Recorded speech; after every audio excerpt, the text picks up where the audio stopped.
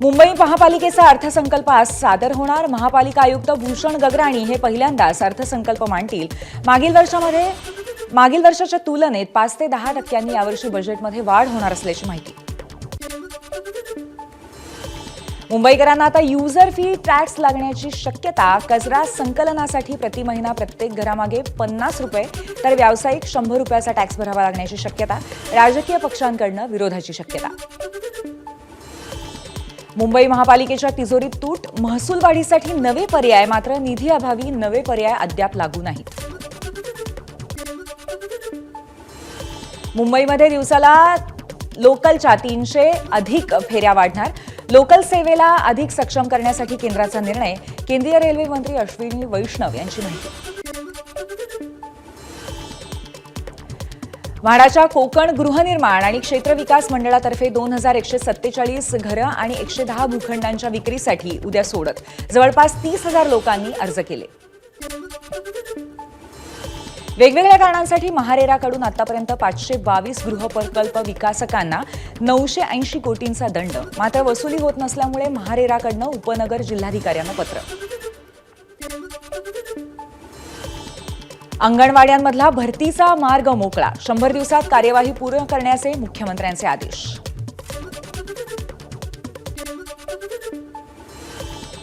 RTE अंतर्गत खासगी शाळांमधल्या 1 लाख जागांसाठी 3 लाख अर्ज। सर्वाधिक 61,687 अर्ज पुण्यातनं।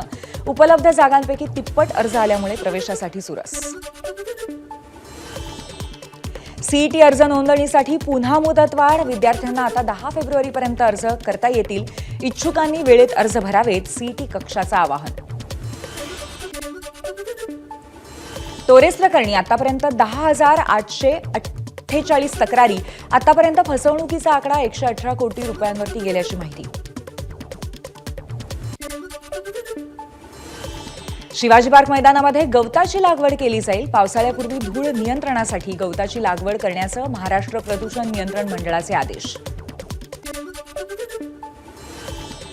मुंबईमध्ये जानेवारीच्या सरासरी तापमानाने गाठला उच्चांक। सांताक्रूजमध्ये महिनाभरामध्ये 33.2 अंश कमाल तापमानाची नोंद।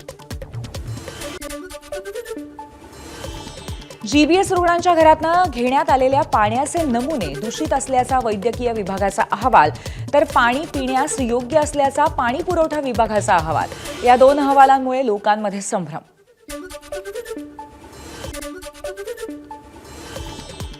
नवी मुंबईमध्ये आज पाणी पुरवठा बंद राहणार। मोरबे धरणाची मुख्य जलवाहिनी खारघरजवळ लीक झाल्यामुळे त्याच्या दुरुस्तीसाठी पाणी पुरवठा बंद असेल।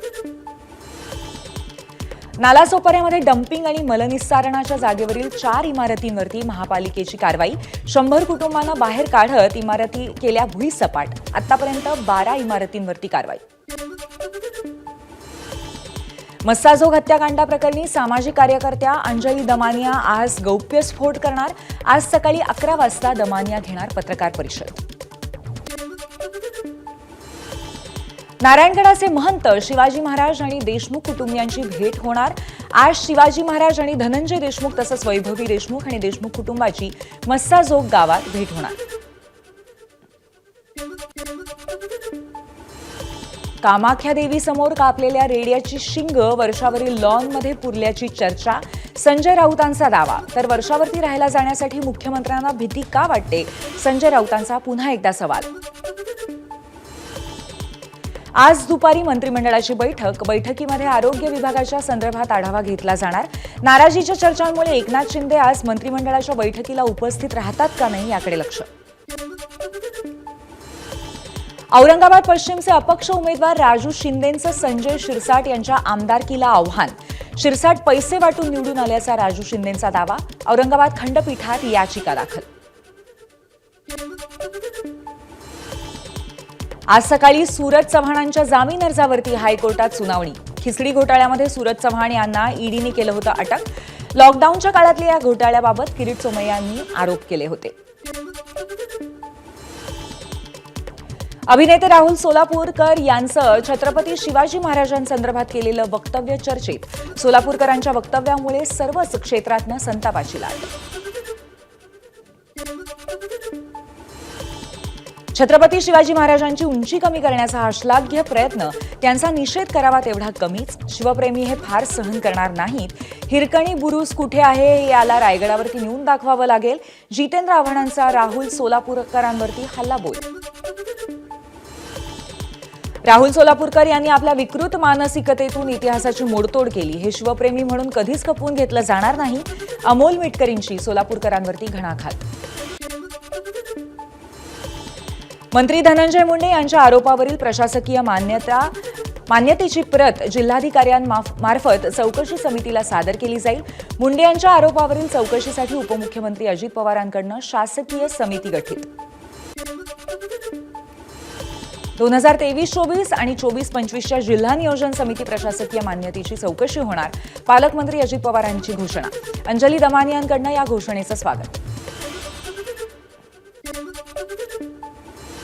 सदस्यता नोंदणीला वेग घेण्यासाठी भाजपकडून विशेष कार्यशाळेचं आयोजन. आमदार खासदार उपस्थित राहणार. बावनकुळेंच्या हस्ते कार्यशाळेचे उद्घाटन. फडणवीस करणार समारोपाचं भाषण. भाजप नेते किरीट सोमय्या आज बांगलादेशी आणि रोहिंग्यांविरोधात मालेगाव पोलिसांना भेट देणार. मालेगावात राहणाऱ्या 1000 बांगलादेशी आणि रोहिंग्यांच्या विरोधात सोमय्या पुरावे देणार.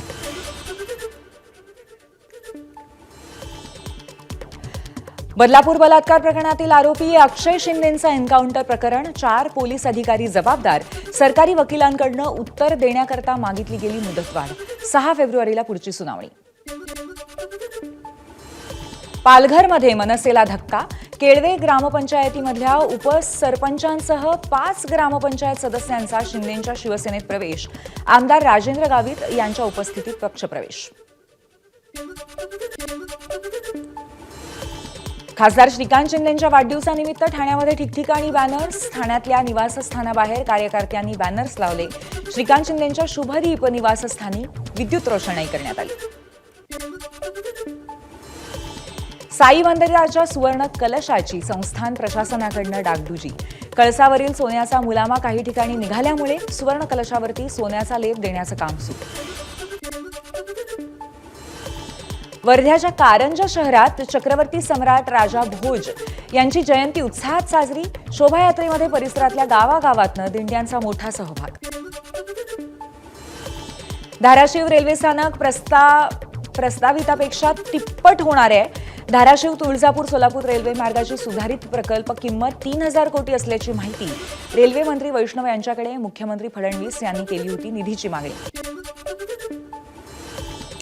अहिल्यानगरमध्ये आता जीबीएस आजाराचा एक संशयित रुग्ण आढळला. जिल्हा रुग्णालयामध्ये तपासणीसाठी आलेल्या 14 वर्षाच्या मुलीला जीबीएसची लागण.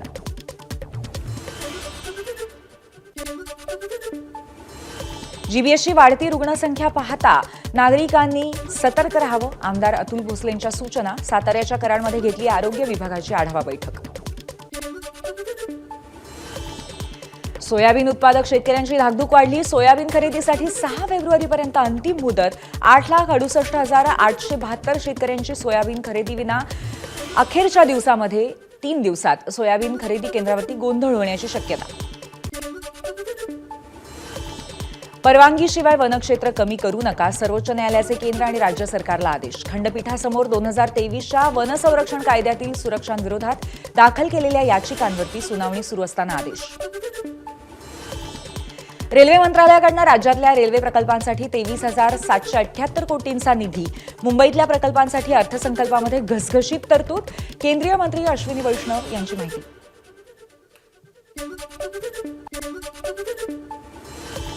कोल्हापूरच्या उजळवाडीमध्ये मदतनीस महिलेच्या मुलाकडनं हवेमध्ये गोळीबार.